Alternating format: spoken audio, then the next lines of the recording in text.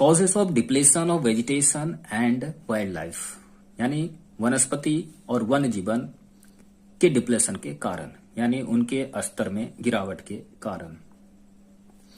Eight first, natural factors. Climate change, the evolution and extinction और the total wiping out of species is a natural disorder.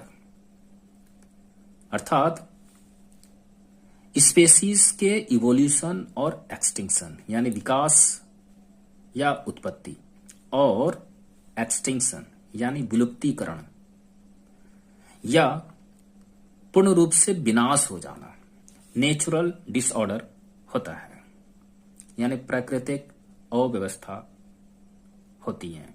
For example, millions of years ago, उदाहरण के लिए लाखों वर्ष पहले, dinosaurs were wiped out from the face of the earth, यानी अर्थ की सतह पर से डायनासोर समाप्त हो गए।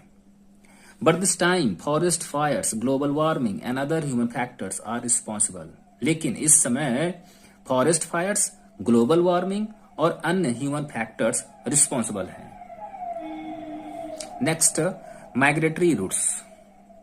Some animals and birds have their own migratory routes as a means of adaptation, यानी कुछ एनिमल्स और बर्ड्स के अपने माइग्रेटरी रूट्स होते हैं as a means of adaptation. Adaptation यानी कि अनुकूलन के साधन के रूप में। This migratory routes are seasonal, और ऐसे माइग्रेटरी रूट्स सीजनल होते हैं।